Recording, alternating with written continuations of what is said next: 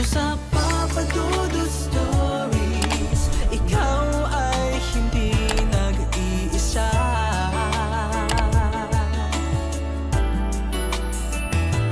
Dito sa Papa Dudut Stories, may nagmamahal sa'yo.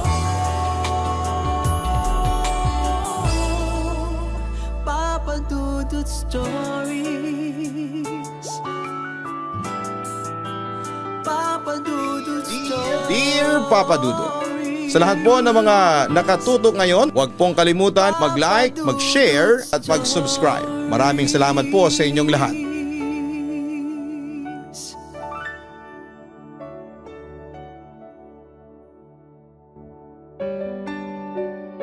Kumusta po kayong lahat? Tawagin niyo na lamang po ako sa pangalang Daxy mula sa probinsya ng Leyte at subscriber ng Papa Dudut YouTube channel since 2023. Sumulat ako sa inyong programa para magbahagi din ng aking totoong istorya ng kababalaghan. Pagpasensyahan niyo na kung hindi ako magaling magkwento, pero gagawin ko naman ng lahat para maintindihan ninyo ang aking ibabahagi sa inyo. Hindi ko po kayo pipilitin na maniwala kayo sa ikikwento ko at alam ko naman ang iba ay naniniwala lamang sa mga lamang lupa tulad ng kapre, nuno at sa mga engkanto. Pero true to life po talaga itong istorya ko.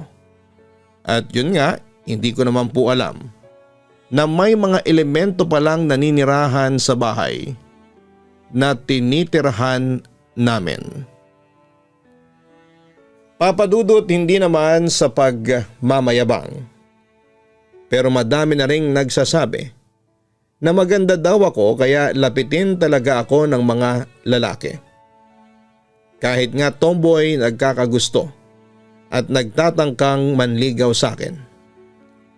Kahit na noong time na nag-asawa na ako ay hindi pa rin nila ako tinigilan.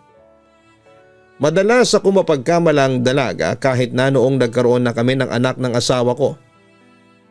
Samantala'y hindi rin ako palalabas ng bahay. Naging housewife ako pagkaraan kong makapag-asawa.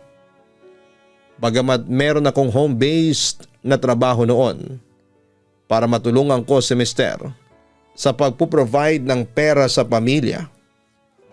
Sa kabilang banda ay puro kulong lang kami sa kwarto ng anak ko. At yung asawa ko naman ay nag-ibang bansa para may ipambili kami ng sarili naming bahay. Nang mga panahong yon ay nangungupahan lamang kami ng anak ko. 3 taon din yung tiniis namin bago kami nakabili ng sarili naming bahay sa San Pedro, Albuera, Leyte. Nung una, Papa Dudut, ay tahimik naman ang bahay. Maliwalas at wala namang kaming nararamdamang kakaiba. Pero dahil sa deboto akong Katoliko, ay pinablessingan ko ang bahay namin sa isang pare. Marami noon ang dumalo mula sa mga kamag-anak namin at tuwang-tuwa sila dahil maganda at malaki ang bahay na nabili namin ng asawa ko. Pagkatapos ng blessing ay maayos naman ang buhay namin doon. Pero hindi ko po akalain na sa muling pag-alis ng asawa kong si Romel para magtrabaho ulit sa ibang bansa ay makakaranas ako ng hindi pangkaraniwan sa bahay na yon. Isang gabi, kukuha sana ako ng maiinom nang biglang may napansin akong isang aninong itim na labas-pasok sa isang bakanteng kwarto.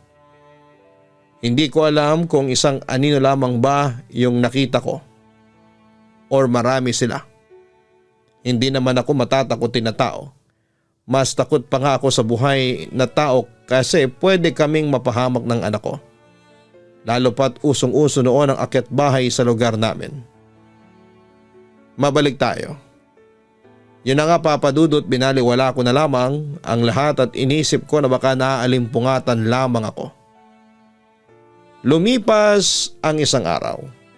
Habang naglalaba ako sa baba, iniwan ko yung anak ko sa itaas habang natutulog sa duyan nang bigla na lamang itong umiyak at dali-dali ko namang inakyat para kargahin ito.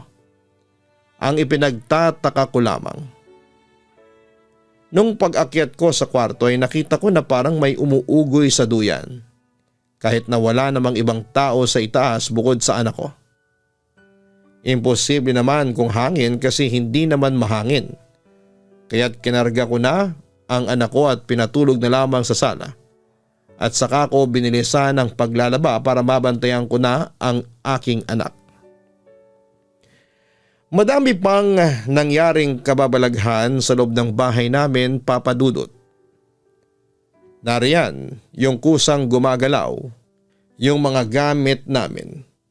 Tulad ng mga plato, kutsara, mga baso, tapos ay biglang nagbubukas ng mag-isa ang mga gripo. Nung una ay nakakaya ko pa pero natakot na rin po ako. Kinalaunan, kaya muli akong nagpatawag ng pare para bendisyonan ulit ang bahay namin. Pagkatapos noon ay naging kampante ulit ako dahil akala ko talaga ay matatapos na ang lahat ng nangyayaring kababalaghan sa bahay. Pero parang nagkamali yata ako noon. Isang gabi habang natutulog kami ng anak ko ay nanaginip ako ng isang lalaki. Akala ko yung asawa ko, Papa Dudut, pero imposible kasi nasa malayo siya. Ibang lalaki ang nakita ko. At pagkakita ko sa kanya ay hindi ko maiwasang humanga. Napakakisig ng pangangatawan nito at para siyang foreigner. Ang gwapo ng mukha niya, Papa Dudut, para siyang yung cover sa mga Tagalog romance pocketbooks. Samantala sa panaginip ko, lumapit siya sa akin at may sinabi pa siya sa akin na matagal na daw niya akong pinagmamasdan dito sa bahay. Na gusto daw niya ako. Sinabi ko naman sa kanya na may anak na ako at asawa. Pero hindi pa rin siya nakatiis at bigla niya akong niyakap kaya tinulak ko naman siya papalayo. Nakita ko sa mukha niya yung pagkainis. Sino ka ba? Bakit ka ba nandito sa bahay namin? Ang sabi ko sa kanya.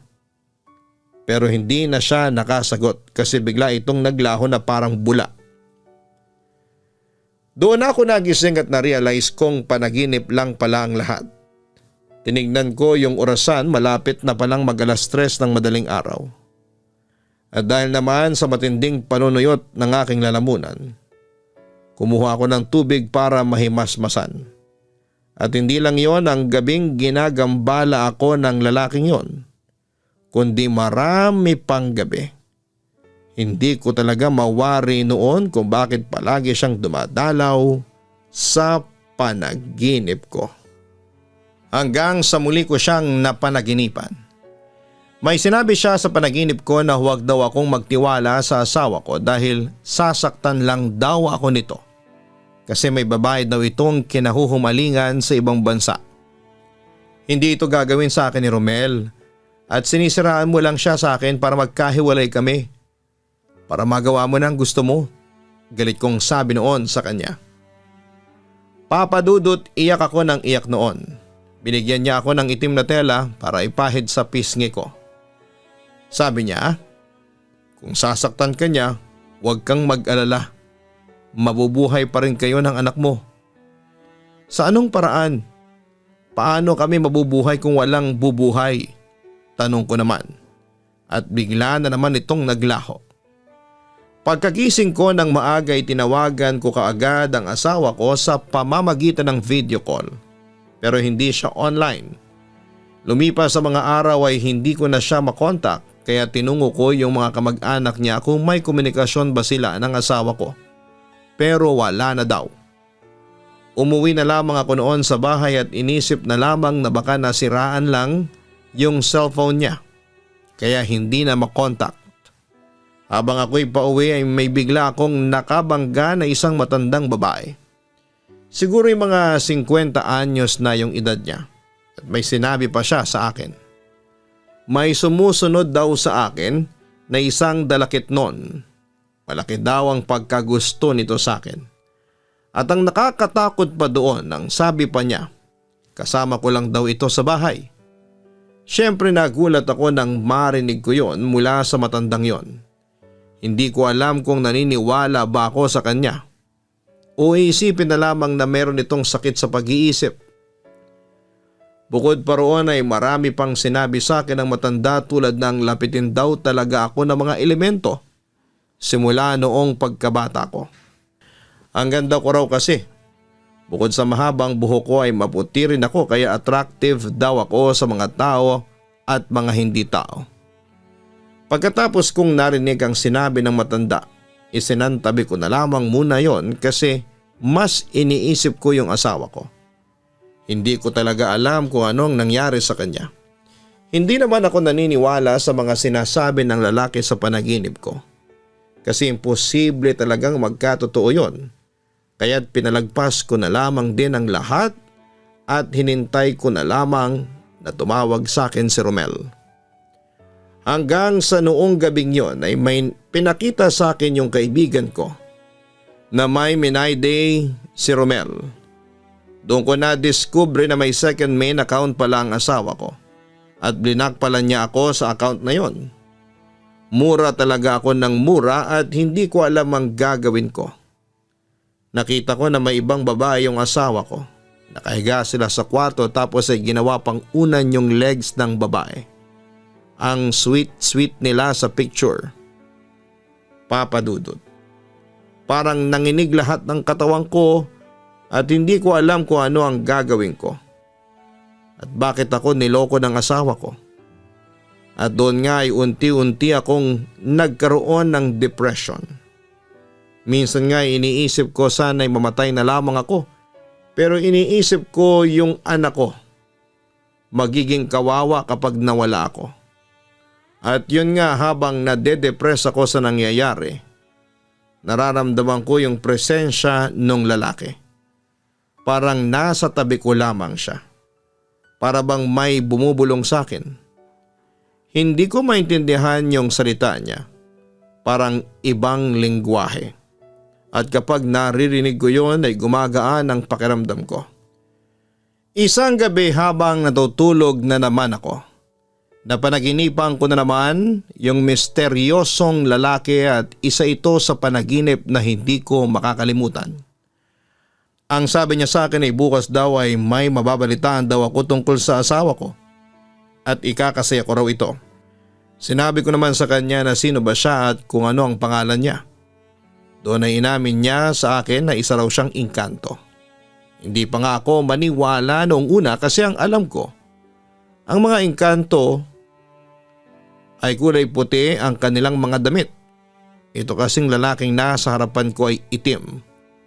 Hanggang sa natandaan ko yung sinabi ng matandang babae sa akin na meron ngang dalakit noon ang sumasabay at sumusunod sa akin. Hindi ka engkanto, isa kang dalakit noon, ang sabi ko sa kanya. Hindi na mahalaga yon, Daxi. Ang importante ay magkasama tayong dalawa palagi. Aniya. Dagdag pa ng dalakit noon. Matagal na raw siya sa bahay na ito.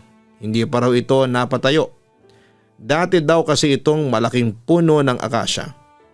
Nung pinuto lang ng may-ari ng lupa kasi kailangan nilang maipatayo kaagad yung bahay. Hindi kami nananakit ng tao. May sarili din kaming mundo. Katulad ninyo, Daxi. Gusto kong mapalapit sa iyo. Masaya na ako kahit sa panaginip mo lang ako nakikita. Ang sabi ng dalakit noon sa panaginip ko. Ano palang pangalan mo? Tanong ko noon sa kanya. Ang pangalan ko ay Ishrahan. Nakangiting sagot niya sa akin. Hindi ko sure kung tama ba talaga yung narinig ko. Ngumisi ito sa akin at unti-unti itong nawala sa panaginip ko. Teka lang, Ishrahan. Pahabol ko pang sabi pero tuluyan na siyang naglaho at nagising na ako bigla. Tinignan ko yung orasan, 3:45 AM pa pala. Hindi ko alam pero ang gaan ng gising ko ng sandaling yon. Yung takot ko sa bahay ay napalitan ng para bang safe na ako. Habang pabalik na akong matulog ay hindi ko na malayan na kinikilig na ako. Sinampal ko ang sarili ko. Ano nangyayari sa akin? Ang sabi ko pa sa sarili ko. Dala lang siguro yon ng anxiety ko, kaya nakakaramdam na ako ng ganon. Kinabukasan, habang tapos na ako sa gawaing bahay, pumunta ako sa tindahan para bumili. Sinabi sa akin ng kapitbahay ko na meron daw akong dapat na malaman. Daxi, tingnan mo yung post ng asawa mo. O nadisgrasya pala siya sa motor doon sa Jeddah. Ang laki ng sugat niya sa may binti. Nako, karma na nga ito sa pinaggagawa niya sa iyo. Sabi ng Marites doon sa amin. Pasalamat siya at yan lang ang napalaan niya. Buti at hindi siya namatay. Dagdag pa nito. Hindi ako kumibo at nakaramdam kasi ako ng lungkot at pagkabahala. Kahit na gano'n ang ginawang panloloko sa akin ni Romel ay asawa ko pa rin siya. At patuloy pa rin naman siya sa pagpapadala ng pera sa akin kahit na mayroon na siyang ibang babae doon. Pero hindi ako makapaniwala na nagkatotoo nga yung sinabi sa akin ng dalakit noon. May mababalitaan raw ako kinabukasan. Pagkarating ko sa bahay, bigla akong nagsalita. Kung totoo ka man na nagpapakita sa panaginip ko, magpakita ka ngayon mismo. Gusto kong malaman kung ikaw nga ba ang may pakana ng lahat ng ito, ang sabi ko pa. Naghintay ako sa sagot niya pero yung response ay biglang humangin ng malamig. Bigla tuloy nagsitayuan ang balahibo ko sa batok. Grabe? Ganun lang yun, may pahangin effects lang, ang sabi ko sa kanya. Pagkatapos noon ay buwaba na lamang ako para magluto ng pagkain namin ng anak ko. Samantala, ang buong akala ko ay hindi na magpapakita pa sa akin ang asawa ko. Pero isang linggo pagkaraan niyang maaksidente ay nagulat na lamang ako nang umuwi siya sa bahay namin. Alangan namang hindi ko siya tanggapin. Mag-asawa pa rin kami kahit na niloko niya ako. Tinanggap ko siya ulit, Papa Dudut. Kinausap niya ako at nangako siya sa akin na hindi na daw niya uulitin yung panloloko niya. Dahil mahal ko pa rin naman si Romel at ayaw ko ng broken family ay pinatawad ko na lamang siya, Papa Dudut. Pero yung akala kong mahal ko pa rin siya ay unti-unti na palang nawawala. Simula kasi nang bumalik siya ay nawala na ako ng gana kay Romel hanggang sa na-realize ko na lamang na hindi ko na pala siya mahal. Hindi kami naghiwalay pero sobrang lamig ng relasyon namin ang mga panahong yon. Kaya nang gumaling siya at nakapag-abroad ulit ay hindi na ako nalungkot noon. Samantala isang maulan na hapon. Hindi ko namalayan na nakaidlip ako tapos ay nanaginip. Nasa ibang lugar daw ako. Sobrang ganda ng paligid, ang daming bulaklak na iba-iba ang kulay. Habang pinagmamasdan ko yung mga tanawin, ay may naririnig akong parang agos ng tubig. Kaya hinanap at nilapitan ko yon. Doon ay namangha ako dahil isa pala yung waterfalls. Sobrang linaw ng tubig. May mga ibon pa akong naririnig na para bang nag-aawitan. Habang ako'y natutuwa sa mga nakikita ko ay biglang may tumapik sa akin, isang lalaking pamilyar ang mukha. Nakaguhit sa kanyang mukha ang matatamis niyang ngiti habang tumitingin sa akin. Isharhan? Ikaw ba yan? Bakit ka narito? Anong ginagawa mo dito? Kanina mo pa ba akong sinusundan? Sunod-sunod kong tanong sa kanya. Hindi pa rin mawala yung ngiti sa labi niya habang tinanong ko siya. O, ayan na lang ba ang response mo? Sabi ko habang nagtataka pa rin ako. Oo. Kanina pa kitang pinagmamasdan. Ito ang lugar ko. Dito ako nakatira simula pa lang. Dahil nga isa akong dalakit noon. Ang sabi niya. Hindi ba ang dalakit noon ay parang engkanto rin? At saka huwag kang magagalit pero ang alam ko, Kapag sinabing dalakit nun, masasama kayong mga engkanto. Diretsahan kong sabi. Ine-expect ko na magagalit siya sa akin pero hindi. At sa halip ay natawa lamang siya. Fake news yun, ang sabi niya sa akin. Natawa lang din ako sa sinabi niya.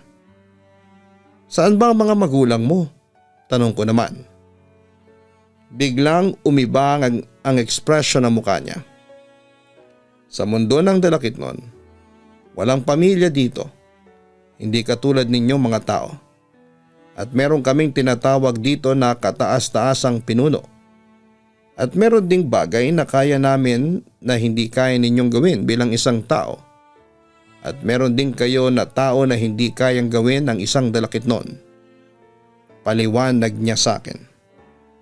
At ano naman yun? Tanong ko sa kanya. Ang maging malaya kahit sa anong oras. Gusto kong maging isang tao tulad mo, Daxy. Pero wala akong sapat na kapangyarihan kasi isa lamang akong ordinaryong nilalang. Malungkot na tugon niya sa akin. Hinawakan ko ang pisngin niya at ngumiti. Pare-pareho lang naman ang buhay ng mortal at immortal. Ang tao kasi maraming pagdadaanan na problema. Hindi mo lang alam yon. Kaya maswerte ka. Nasa lugar na ito ka nakatira. Sambit ko sa kanya.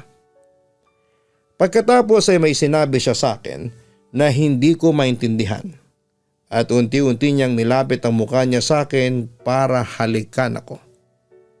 Papa Dudut, ang lakas talaga ng pintig ng puso ko para itong sasabog sa kaba. Hinalikan niya ako sa labi at doon ko lang napagtanto na umiibig na pala ako sa nilalang na hindi pwedeng maging kami.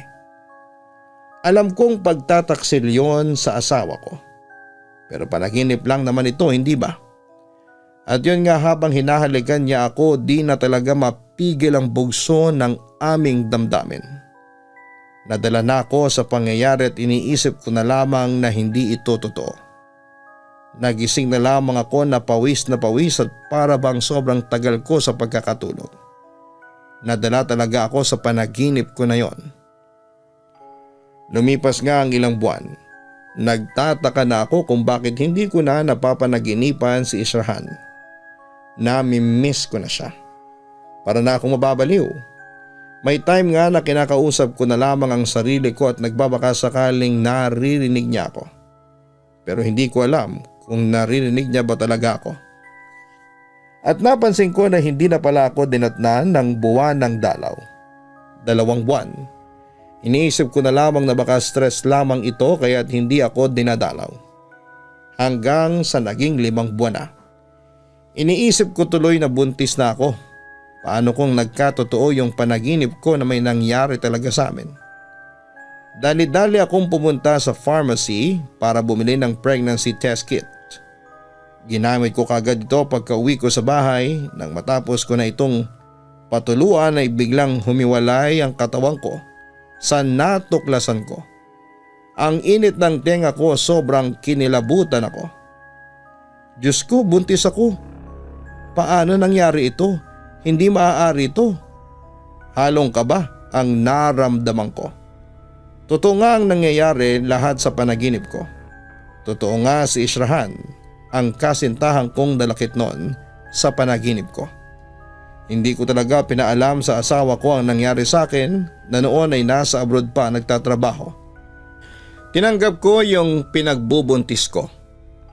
Natatakot lamang ako sa maaring sabihin sa akin ng mga tao. Alam ng lahat na nasa Jeddah si Romel, baka sabihin nilang may kabit ako kaya ako nabuntis. Hindi ako lumalabas ng bahay na yon at nagkulong lamang kami sa bahay. Isang gabi hindi ako makatulog at iniisip ko yung nangyari sa akin at kay Israhan. Ano na kaya ang nangyari sa nilalang na yon at bakit hindi na siya nagpaparamdam sa akin? Biglang sumakit ang tiyan ko at sobrang sakit talaga at nahihiya akong humingi ng tulong. Tinis ko na lamang ang sakit hanggang sa may lumabas na sa aking isang likidong pulang-pula. Hindi maaari, hindi pwedeng mamatay ang anak ko. Lumabas sa akin ang isang maliit na fetus, hindi pa ito masyadong nabuo. Kinuha sa akin ang pinagbubuntis ko, Papa Dudut. Masakit sa akin yon kahit napaka-misteryoso ang nangyari. Nilagay ko ang maliit na fetus sa garapon.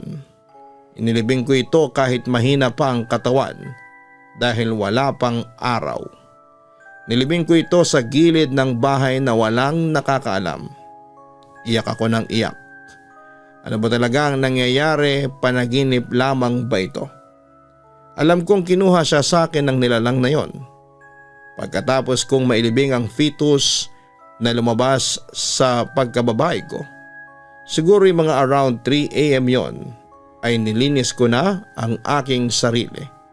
Tapos ay nagpahinga na ako. Sinubukan kong matulog ulit pero hindi na ako dinalaw pa ng antok. Tinatawag ko na rin ang pangalan ni Ishrahan pero hindi ko na talaga maramdaman ang kanyang presensya. Kaya umiyak na ako sa sobrang pangungulila. Hanggang sa dumating ang panibagong gabi na hindi ko maintindihan. Matutulog na sana ako dahil gusto ko nang ipahinga ang utak ko. Nang biglang hindi ako makagalaw. Gusto kong sumigaw pero ayaw. Nakaharap daw ako sa malaking puno, as in napakalaking puno. At alam kong hindi ordinaryong puno yon. May nakikita akong isang lalaki na pamilyar sa akin. Balungkot ang mata niya habang nakatingin sa akin. Daxi, patawarin mo ko. Hindi na ako pwedeng magpakita sa iyo sa panaginip mo dahil nagagalit sa akin ang mga kalahi ko. Sagot ni Ishrahan. Ishrahan? Ano nangyari sa iyo? Bakit? Patawarin mo ko't nawala ko yung anak natin, ang sabi ko sa kanya. Alam ko yun, Daxi. Hindi pwedeng mabuhay yung anak natin sa mundo mo. Sana'y napatawad mo ko. Kung hindi lang sana kita minahal, hindi mangyayari sa atin to. Pinarusahan nila ako ngayon at ikaw ang magiging miserable ang buhay mo kung hindi kita lalayuan. Ang mga dalakit nun para sa mga dalakit nun. Ang engkanto ay para lamang din sa kapwa niya engkanto. Ang mga tao ay para din sa kapwa nila, kaya patawarin mo ko. Para din to sa atin, naluluhang sabi niya. Pagkatapos noon ay naghubad na ng pangitaas si Ishrahan at pinakita niya sa akin ang kanyang katawan. Puro yung sugat. Nanlumo ako sa aking mga nakita. Ishrahan, bakit naman sila ganyan sa'yo? Nagmahal ka lang naman, hindi ba? Tugon ko. Huling pagkikita na natin to sa panaginip mo. Papalayain na kita. Huwag kang mag-alala at babantayan pa rin kita kahit na hindi na tayo pagtatagpuin sa panaginip mo. Sabi niya sa akin. Ishrahan, hindi ko kaya ito. Mababaliw na ako. Gusto ko makasama ka kahit panaginip lang. Iyak na ako ng iyak noon. Patawarin mo ako, Daxi. Mahal na mahal kita. Sana balang araw ay magkasama rin tayo. Isa lang akong ordinaryong dalakit noon sa mundo namin. Isang mababang uri ng engkanto. Wala akong kakayahan na magbalat kayo ng tao. Pero huwag kang mag-alala. May kakayahan akong protektahan. Protektahan ka sa mga ikakapahamak mo. Ako ang puprotekta sa iyo. Nandito pa rin ako kahit na hindi mo na ako nararamdaman. Tugon niya sa akin. May inabot siya sa akin na isang sanga ng puno. Hindi yun ordinaryong sanga, kakaiba yon. Kunin mo ito, Daxi. Kailangan mo ito. Aniya. Anong gagawin ko dito? Hindi ko kailangan to. Ang kailangan ko ay ikaw, Ishrahan. Sambit ko sa kanya. Hindi siya nagsalita at bigla siyang naglaho sa panaginip ko. At yung punong malaki sa harapan ay biglang naging isang bahay na. Ishrahan, teka lang. Huwag ka munang umalis. Iyak na sambit ko at bigla akong nagising sa panaginip na yon. Hindi ko na makikita pa si Ishrahan. Hindi ko na masisilayan ang maamon niyang mukha. Biglang lumamig ang paligid. Alam kong nandun ang presensya niya. Sa pagkakataon na yon ay umibig ako sa nilalang na yon. Hindi dapat mangyari ito, Papa Dudut. Pilit ko siyang kinalimutan pero hindi ko magawa. Ilang araw ang nakakalipas. Tumawag yung asawa ko sa akin, good news daw kasi na-promote daw siya sa trabaho. Lalaki ang pera ang ibibigay niya sa akin. At yun, pinadala niya sa akin yung pera. Pero hindi ko nagawang maging masaya dahil ang laman ng puso ko noon ay walang iba kundi si Israhan. Hanggang ngayon ay hindi ko pa rin malimutan si Israhan. Ang nilalang na naging parte ng buhay ko. Alam kong binabantayan niya lamang ako kasi nakakaamoy ako minsan ng pabango. Alam kong unique ito at si Israhan lamang ang maaaring gumawa noon. At may time nga na parang nananaginip ako pero hindi ko na maalala kinabukasan. Pilitin kong maalala pero hindi ko talaga maalala. Sana man lang sa susunod ay maalala ko na kung ano ang napanaginipan ko. Sa tingin mo, Papa Dudut, ako lang bang nakakaranas nito? Ano ang gagawin ko? Pilit kong kinakalimutan siya pero tumatatak pa rin siya sa isipan ko.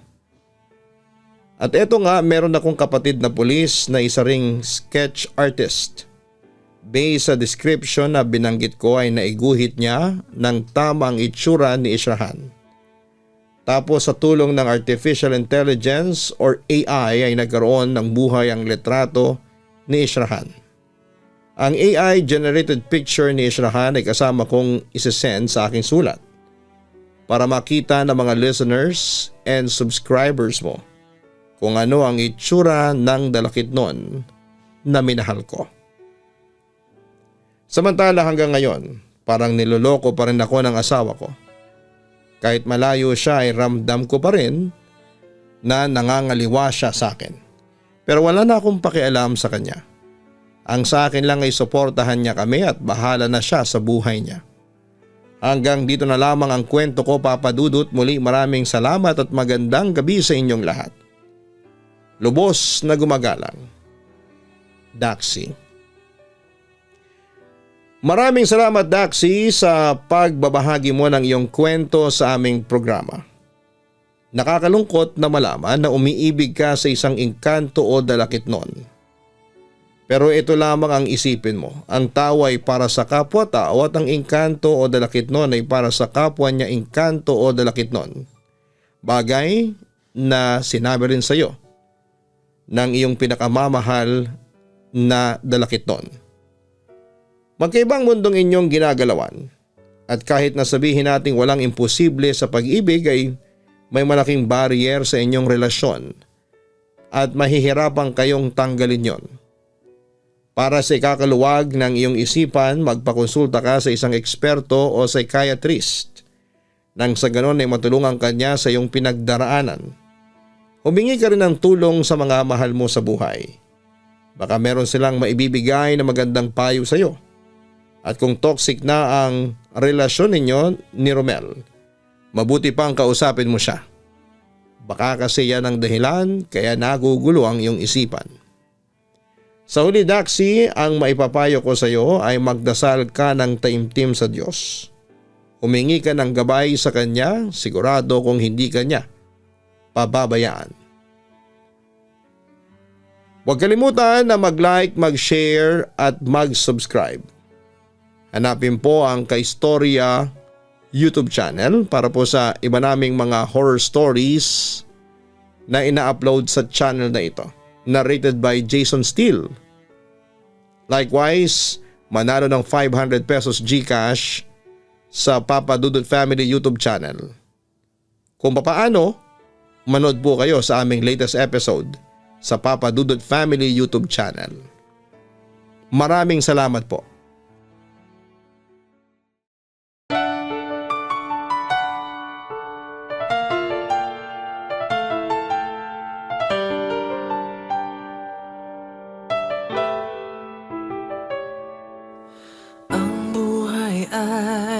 Mahiwaga,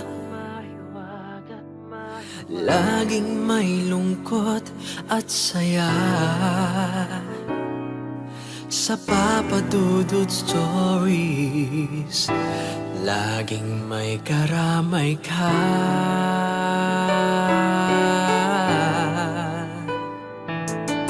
Mga bigat. Dito ay pakikinggan ka sa Papa Dudut Stories. Kami ay iyong kasama. Dito sa Papa Dudut Stories, ikaw ay hindi nag-iisa.